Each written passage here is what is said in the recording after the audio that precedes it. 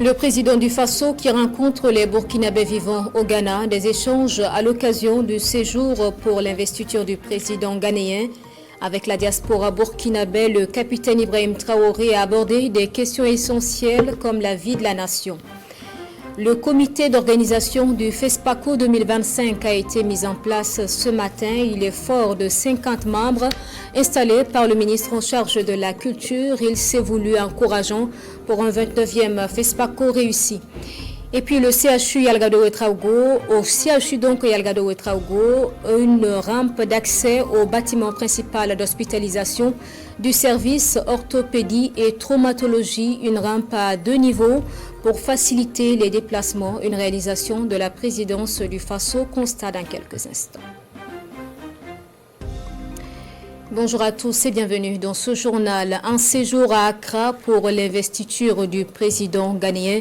Le chef de l'État, le capitaine Ibrahim Traoré, a rencontré les Burkinabés vivant sur place. Ils sont plus de 3 millions. Il était question de la vie de la nation et des conditions de séjour de ces Burkinabés de la diaspora.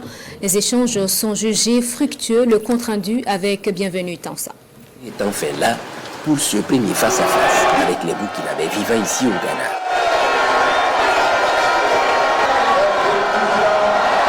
Venu assister à l'investiture du nouveau président John Dramani Mahama, cette rencontre pour le président du Faso était tout aussi importante. Une occasion pour lui de communier avec ses compatriotes, de les entretenir sur l'état de la mère patrie, mais surtout de les remobiliser autour des intérêts communs. Sur les nouvelles du pays, le chef de l'État se veut rassurant. La guerre contre le terrorisme s'est intensifiée et la victoire est à portée de main. Aujourd'hui, plus que jamais, nos forces armées vont où elles le souhaitent. À l'instant où je vous parle, il y a plusieurs opérations à travers plusieurs groupements et nous sommes en train d'infliger des pertes colossales à l'ennemi et de repousser petit à petit hors du Burkina Faso. Cette bataille, cette guerre, nous allons la gagner et nous allons vaincre l'impérialisme qui a activé ce terrorisme dans notre région pour espérer nous ramener dans ces temps coloniaux, nous maintenir sous leurs joues, nous exploiter jusqu'à la fin des temps. L'Afrique est en train de se réveiller et personne ne pourra encore fermer les yeux des Africains sur nos réalités. Personne ne pourra encore venir nous diviser pour nous imposer ce qu'ils souhaitent.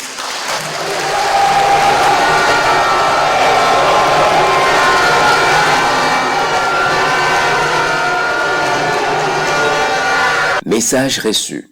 Le capitaine Ibrahim Traoré et son équipe peuvent compter sur ces hommes et femmes prêts à y mettre du leur pour que la victoire contre les forces du mal soit éclatante. La diaspora burkinabé au Ghana est constituée d'inconditionnels PDP, sur qui vous et toute la nation peuvent compter. Notez que nous, diaspora burkinabé vivant au Ghana, nous sommes au-delà du concept PDP. Pour nous, c'est un devoir de défense de la patrie. Soutenir la mère patrie, mais aussi son pays d'accueil, c'est le souhait du président du Faso, pour qui ces Burkinabés y ont intérêt. Je souhaite que vous puissiez accompagner le président John Mahama. La tâche sera difficile. Il y a des défis certainement à venir sur le plan sécuritaire, sur le volet économique. Je souhaite que vous puissiez accompagner les forces de défense et de sécurité du Ghana autant que vous pouvez. Soutenez-les comme si vous étiez en train de soutenir les forces armées burkinabées. Je vous parle de quelque chose. Les défis peuvent être très nombreux. En aucun cas, vous ne devez perdre espoir. Vous devez les accompagner et les aider sur tous les plans. Avant de regagner Ouagadougou, 2 doléances sont posées au chef de l'État, faciliter à ces Burkinabés l'obtention de documents d'identité et de nationalité et leur accorder des facilités pour qu'ils participent mieux à l'essor de l'économie nationale. Voilà un reportage signé Bienvenue Tansa depuis Accra et après donc cette rencontre avec les Burkinabés du Ghana et la cérémonie d'investiture du nouveau président ghanéen John Dramani Mahama. Le président du Faso, le capitaine Ibrahim Traoré, est rentré hier mardi dans la soirée. Le capitaine Ibrahim Traoré a été accueilli à l'aéroport international de Ouagadougou par une délégation de personnalités, le président de l'Assemblée législative de transition et plusieurs membres du gouvernement en tête. Dans la région de l'Est, une organisation sociale, le Vent républicain, a mobilisé la jeunesse pour évoquer des sujets d'intérêt général. C'était le week-end dernier. Ils ont échangé sur l'engagement citoyen et patriotique dans la reconquête du territoire national. Nous en parlons avec Aruna Kabouri et Joël Tendambiga. Le Vent républicain mobilise les jeunes de la région de l'Est. Cette organisation sociale à but non lucratif appelle la jeunesse à saisir les enjeux de la lutte contre l'oppression et à s'engager pleinement dans le processus en cours pour bâtir un Burkina uni et prospère dans une alliance des États du Sahel. Nos oppresseurs d'hier reviennent encore avec des méthodes subtiles pour pouvoir nous arracher notre souveraineté et nous garder dans la pénurie. D'où la nécessité pour tout un chacun, quel qu'en soit ton niveau dans la société, de t'impliquer afin d'être réellement une valeur rajoutée dans la souveraineté nationale et la souveraineté internationale. C'est une lutte endogène. Nous pensons que la solution se trouve mieux au sein de la population. À travers leur implication, elles pourront mieux contribuer en termes de partage d'informations, de renseignements. Pour réussir un tel projet, la sensibilisation prend en compte les centres d'intérêt des jeunes en lien avec l'évolution des technologies de la communication. La jeunesse est beaucoup plus présente sur les réseaux sociaux. Il faut savoir choisir donc les mots justes, les expressions justes pour communiquer sur ce plan, donc, afin de ne pas également être un relais au profit de l'ennemi. La jeunesse peut s'engager dans les volontaires pour la défense de la patrie et collaborer avec les forces de défense et de sécurité en matière de renseignement. Pour nous les femmes, parce que nous sommes déjà impliqués à tous les engagements que l'État veut pour qu'on accompagne, on est déjà dedans. Balayer par exemple les coins sanitaires, accompagner les jeunes pour leurs actions. Cette initiative du Vent républicain a permis aux jeunes et aux mouvements de jeunesse de se focaliser sur un idéal commun. L'engagement citoyen et patriotique dans la reconquête du territoire national et l'effectivité de la souveraineté. Dans la région du Nord, c'est toute une série de conférences qui est organisée par la Coordination nationale des associations de veille citoyenne ce 30 janvier en collaboration avec le mouvement des démocrates du Faso. L'objectif était de sensibiliser les acteurs de la veille citoyenne sur les bases et les notions du patriotisme et de l'engagement citoyen. Karim Ilboudo et Aïcha Dianda. C'est en langue nationale moulée que cette conférence publique a été animée pour sensibiliser ces Wahia membres de la veille citoyenne sur le sens du patriotisme et de l'engagement citoyen. L'initiative est du mouvement Les démocrates du Faso MDF en collaboration avec la Coordination nationale des associations de veille citoyenne Nord. Nous avons organisé cette activité sous le signe de souvenir de soulèvement populaire du 3 janvier 1966 et bien sûr le thème choisi est jeunesse patriotique et engagement citoyen. Et cette initiative c'est de permettre aux jeunes de la veille citoyenne de comprendre d'abord qu'est-ce que d'abord c'est un thème qu'ils utilisent à l'emporte-pièce. Le renforcement des capacités est l'une des composantes de l'initiative présidentielle pour le développement communautaire. Et donc, on n'a pas voulu rester en marge. On a voulu venir et être témoin de ce que donc, ces communicateurs-là vont adresser à l'endroit donc, de la communauté. À Goursi dans le Zondoma, tout comme à Arbolé dans le Passoré, c'est l'unité des organisations de la société civile engagée pour une participation citoyenne des populations dans les actions de développement qui a été demandée. L'union fait la force. Vraiment, les échanges étaient fructueux. Et nous souhaitons que les organisateurs de cette conférence répandent l'activité dans les autres communes. Au cours de ces conférences publiques, le principe de fonctionnement des différentes structures de la veille citoyenne et leurs missions ont été également expliquées aux membres à la base. Une action de solidarité au profit des forces combattantes, le collectif des forces vives de la Nyanya a mobilisé la somme de 2 millions de francs CFA et 10 motos en plus qui ont été offert au profit des FDS et VDP pour ainsi soutenir leurs opérations. La démarche a été saluée par les autorités. La cérémonie de remise avec Moussaki. Bogandé dans la Nyanya. Le collectif des forces vives de la localité remet ici 10 motos et la somme de 2 500 000 francs CFA au FDS et VDP.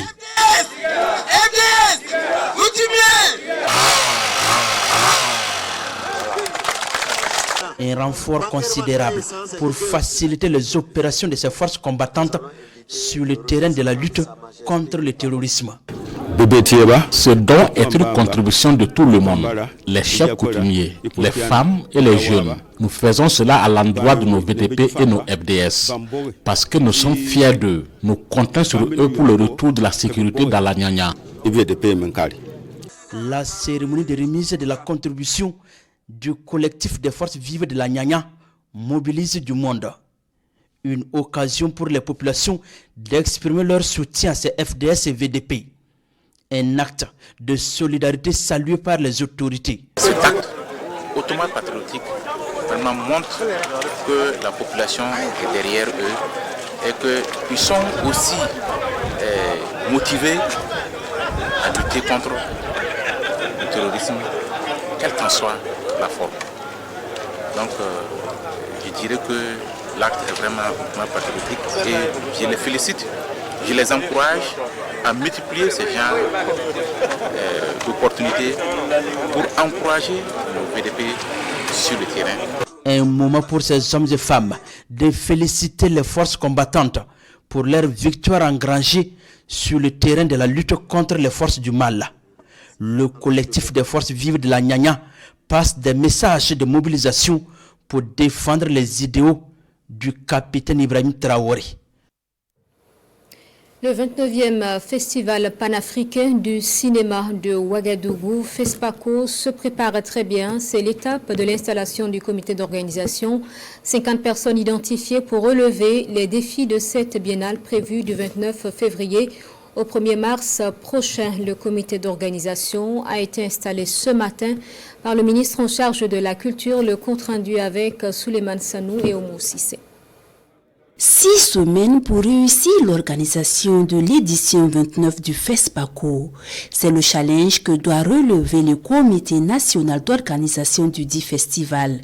Un comité fort d'une 50aine de membres installé ici par le chef du département en charge de la culture et qui a désormais les pleins pouvoirs pour relever les défis liés à l'organisation. Ces défis sont essentiellement des défis en lien avec la qualité des œuvres qui seront retenues, la qualité également du jury qui sera chargé donc d'analyser les œuvres qui seront en compétition et bien évidemment aussi veiller aux aspects pratiques en lien avec le séjour des étrangers, en lien avec donc le séjour de façon générale de l'ensemble des festivaliers. Et pour réussir leur mission et accroître la notoriété internationale de cette biennale du cinéma et de l'audiovisuel africain, le comité national d'organisation peut compter sur l'accompagnement du gouvernement. Vous avez été retenu en raison de vos compétences avérées et aussi de vos expériences individuelles et collectives qui devront nous permettre d'aller plus vite et de faire les choses avec professionnalisme. Ensemble, nous donnerons encore la preuve que le Burkina Faso est et demeure une terre d'hospitalité, de fraternité, de solidarité, de vivre ensemble, un pays ouvert à tous les peuples et à toutes les expressions culturelles du monde entier dans une dynamique de paix et de cohésion sociale.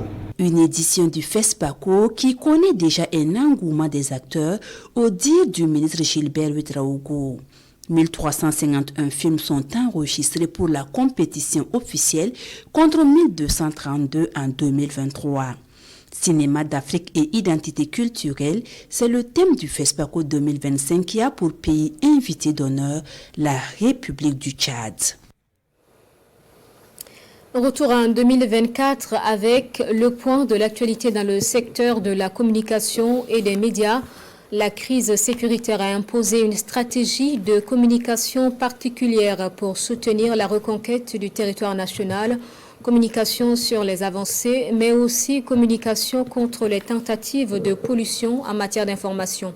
Et puis le Conseil supérieur de la communication a durci le ton sur les dérapages dans les médias, aussi bien sur le plan national qu'à l'international. Sékou Zongo. Ministère de la Communication, de la Culture, des Arts et du Tourisme. Le secteur de la communication et des médias au Burkina Faso en 2024 a été très riche en activités, en décisions et surtout en orientation stratégique.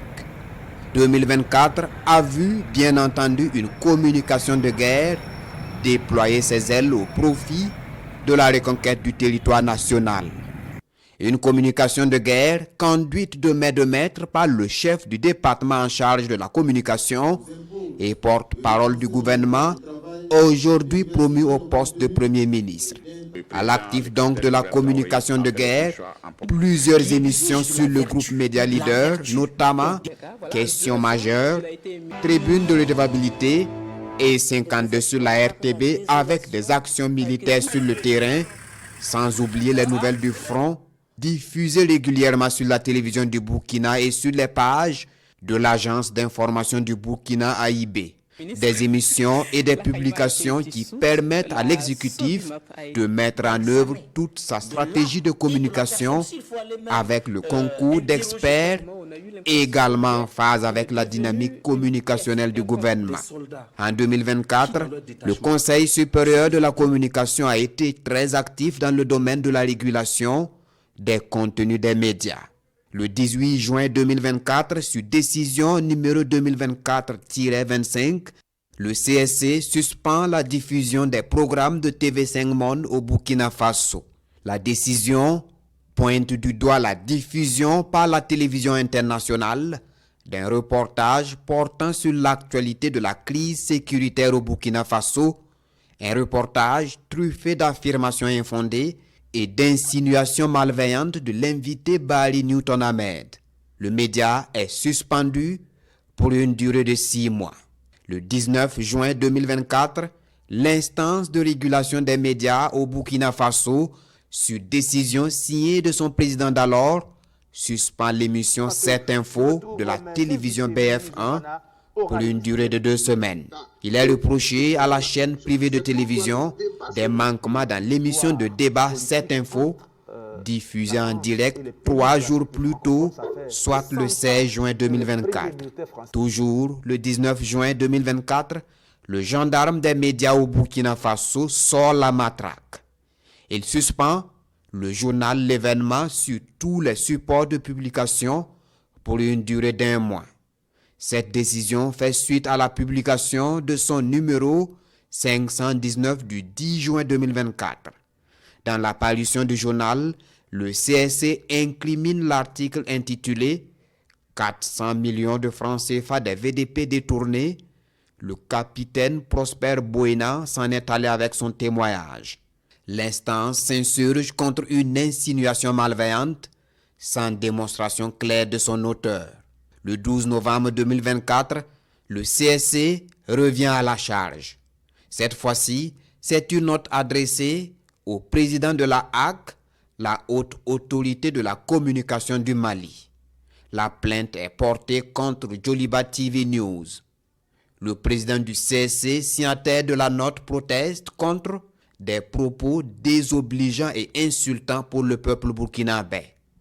Une protestation qui oblige la HAC, l'autorité malienne de régulation des médias, également en adéquation avec la vision des chefs d'État de la Confédération des États du Sahel, à suspendre en dernière instance Joliba TV pour 6 mois. Autre point majeur dans le secteur de la communication et des médias en 2024, c'est la tenue de la 27e nuit des Galiens. La tenue de cette nuit de récompense des œuvres journalistiques n'a pas connu de super Galiens par faute de moyens requises, mais l'édition innove avec les Galiens Kids. Le groupe Média Leader affiche son leadership dans l'univers médiatique en raflant 18 prix. L'année 2024 a vu également la délivrance du laissez-passer et de la carte de presse passer du CSC au ministère en charge de la communication.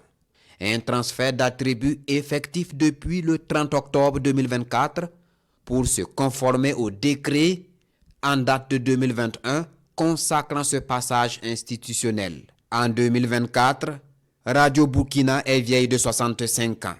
Un jubilé de palissandre que la RTB a commémoré en mettant à contribution les anciens de cet outil de proximité. L'année qui vient de s'achever est également marquée par une grande vision communicationnelle de la Confédération des États du Sahel. À l'issue d'un atelier d'experts en communication du Burkina Faso, du Mali et du Niger, la Confédération décide du lancement d'un Web TV pour répondre aux médias mensonges pilotés par les impérialistes occidentaux et leurs alliés de la sous-région. Le mémorandum d'entente qui acte la création de ce média est signé le 30 décembre 2024 à Bamako. Le même jour, l'espace confédéré dévoile son logo, une identité visuelle qui traduit la vision des 3 chefs d'État. La mise en place de cette stratégie va permettre à l'espace confédéré de contrôler efficacement sa communication. Voilà donc pour le point en matière de communication et médias pour 2024. La suite de ce journal, nous vous l'annoncions en titre. Le CHU Yalgado-Ouedraogo dispose désormais d'une rampe d'accès au bâtiment principal d'hospitalisation de son service orthopédie et traumatologie. La rampe est à 2 niveaux et soulage désormais tous les acteurs des services hospitaliers. La réalisation de l'infrastructure a été rendue possible grâce à la présidence du Faso. Constat sur place avec Salifou Belem et Sekou Zongo. Voici l'infrastructure à multiples avantages pour les usagers et les prestataires du centre hospitalier universitaire Yalgado-Ouedraogo. Une rampe d'accès à ce principal bâtiment d'hospitalisation du service orthopédie et traumatologie de l'hôpital. Ce patient est amputé d'un pied, mais grâce à cette rampe d'accès, il est facilement conduit au premier niveau pour recevoir ses soins. Ce qui était une véritable corvée dans un passé récent.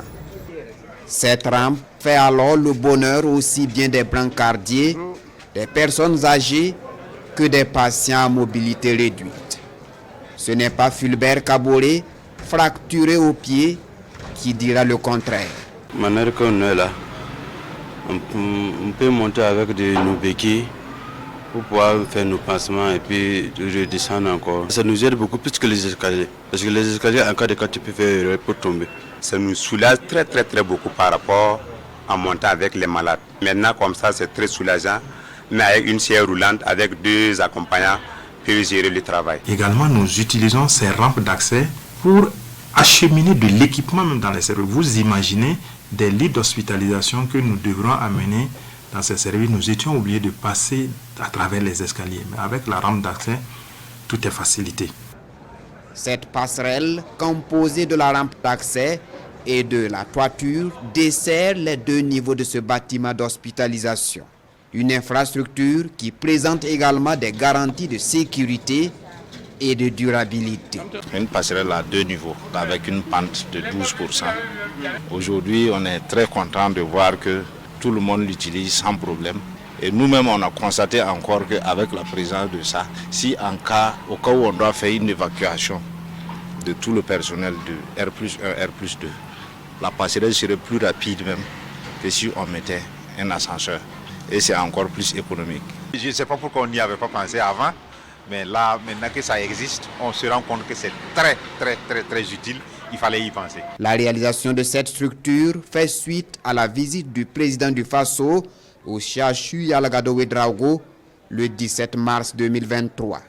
Une réponse aux souffrances des populations burkinabè qui fait réagir le premier responsable de cet établissement sanitaire.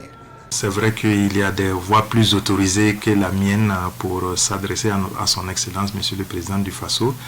mais je me permets, en tout cas au nom de l'ensemble des travailleurs du CHI Algado Ouedraogo et au nom de tous ces patients qui bénéficient de ces infrastructures, traduire vraiment notre gratitude à son Excellence, Monsieur le Président du Faso. Cette architecture métallique n'est pas la seule réalisation de la présidence du Faso au profit du centre hospitalier universitaire Yalagado Ouedraogo.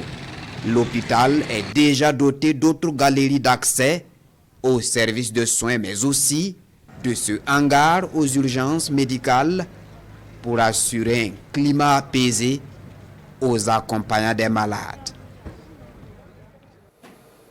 Cérémonie de lancement des travaux de construction de 40 amphithéâtres au profit des universités et centres universitaires du Burkina.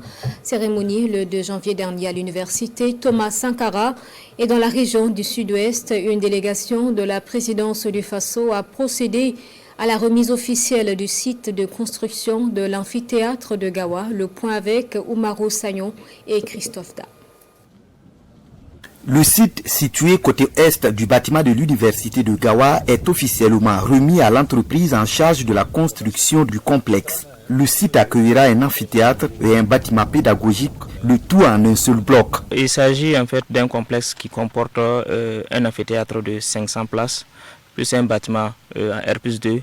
Et le bâtiment va comporter en fait des salles de classe de 50 à 200 places. Donc modulables, des bureaux pour enseignants et le personnel administratif et également des laboratoires. Ce qu'on demande à l'entreprise, c'est de réaliser en fait les travaux dans les délais de 9 mois, incluant la saison pluvieuse, construire le bâtiment selon les règles de l'art et de faire en sorte que tous les acteurs impliqués aussi collaborent efficacement dans le processus. Présent à la cérémonie de remise du site, en qualité de représentant des bénéficiaires, le chargé d'études de l'université se dit émerveillé par le temps de réaction des autorités du Burkina. Parce que franchement, on n'a jamais vu des choses se passer comme ça avec cette célérité-là. L'an passé, on était assis au bureau quand on est venu nous annoncer qu'on allait nous donner 2 forages. On a donné le timing et ça a été respecté exact. Donc dès que j'ai appris encore cette nouvelle, j'étais tellement content parce que ce projet-là va en droite ligne avec notre projet d'autonomisation. Donc avec ces infrastructures qui sont annoncées,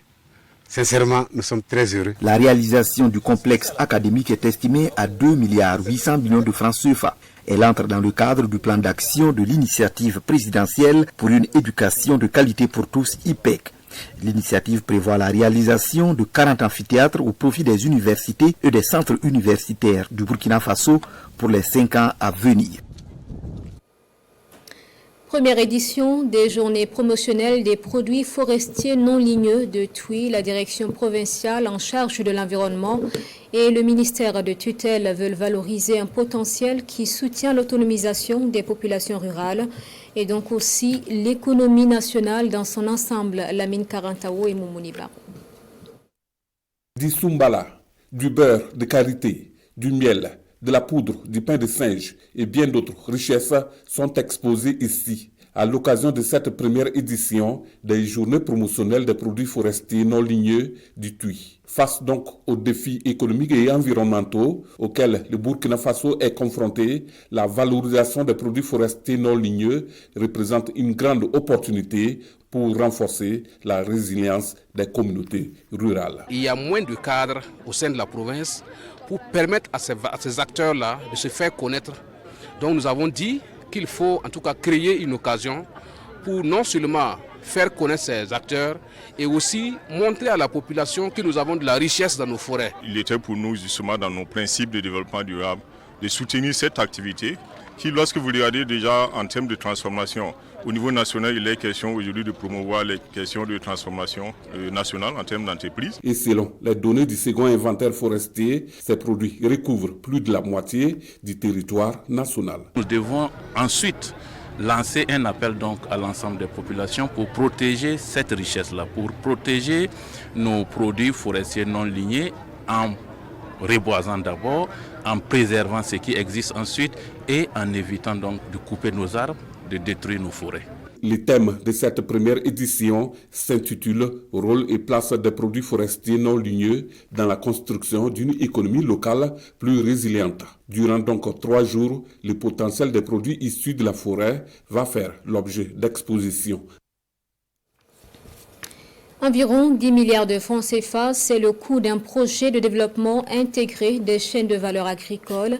La mise en œuvre est prévue dans la région des Hauts-Bassins et concerne les filières riz et maïs. Présentation du projet lors de l'atelier de lancement technique avec Hassan Gourabou et Siriki Milogo ainsi que Salam Dabal.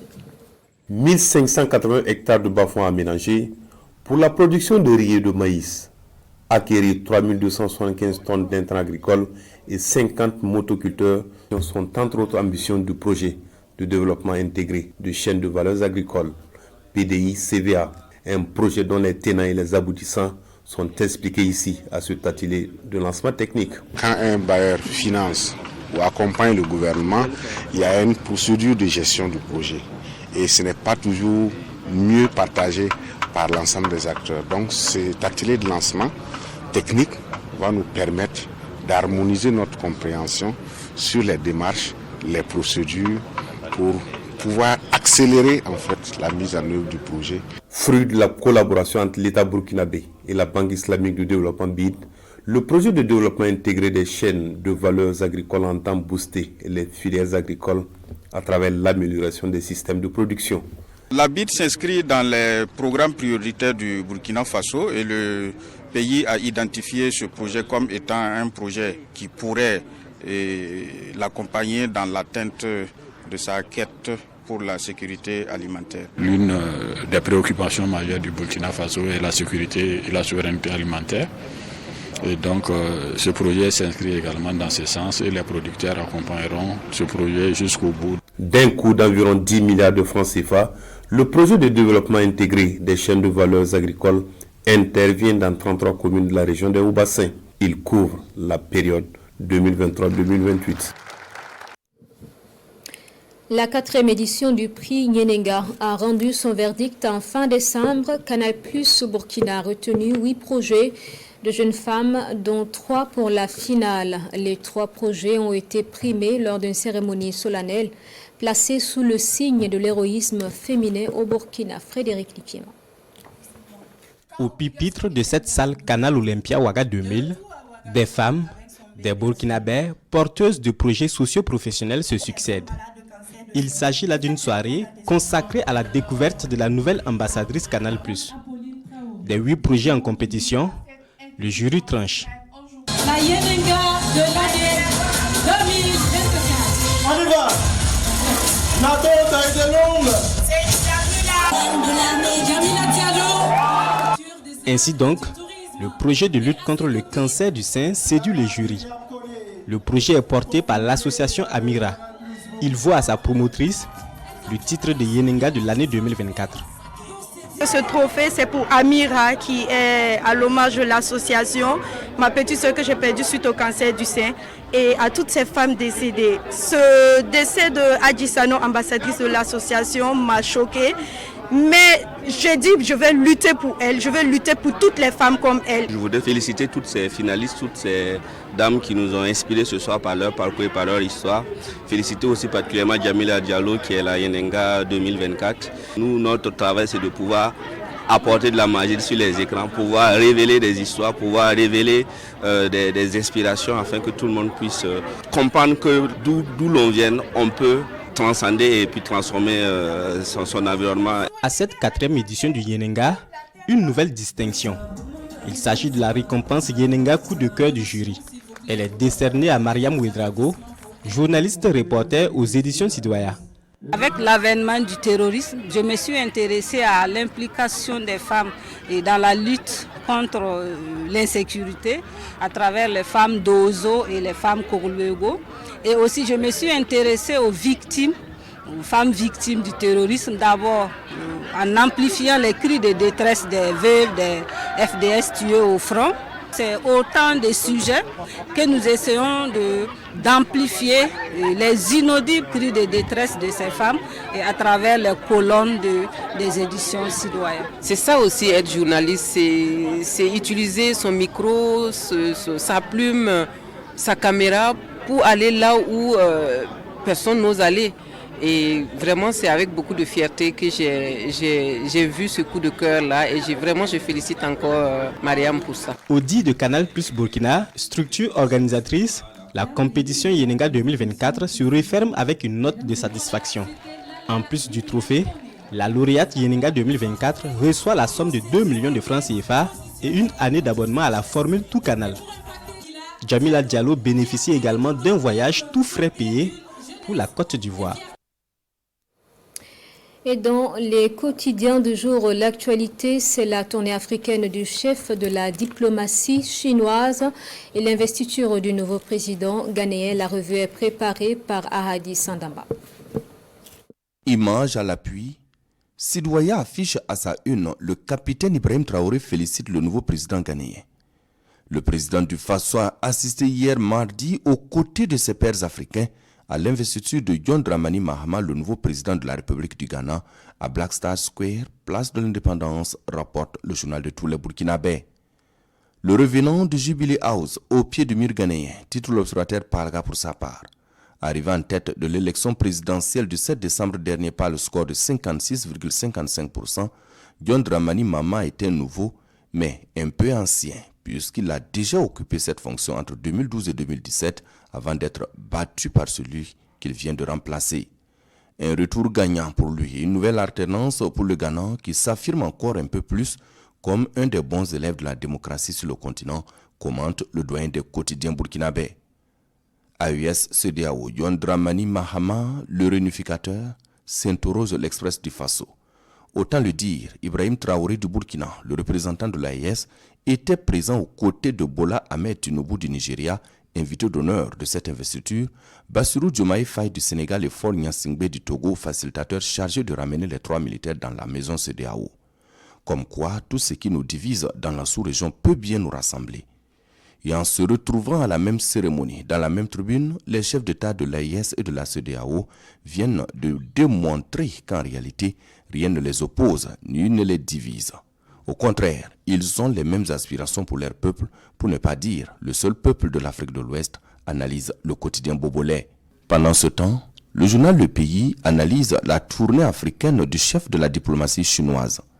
Pour ce canard, ce sont les intérêts qui guident les pas de Wang Yi, qui a entamé depuis le 5 janvier une tournée africaine d'une semaine qui le conduira successivement en Namibie, en République démocratique du Congo, au Tchad et au Nigeria. Une tradition vieille de 35 ans et qui voit l'Empire du Milieu consacrer sa première visite diplomatique de l'année au continent noir. Il appartient alors à l'Afrique de savoir tirer le meilleur profit, surtout l'expérience de la Chine qui, en moins d'un siècle, a su se hisser au rang des grandes puissances économiques du monde pour prétendre aujourd'hui à la première place, alors que pas plus tard qu'au milieu du XXe siècle, elle était encore un pays quasiment isolé dont l'économie était classée parmi celles des pays en voie de développement, commente le quotidien des 1200 logements. Et voilà pour ce journal. Merci de votre attention. Restez avec nous pour la suite des programmes sur la télévision nationale.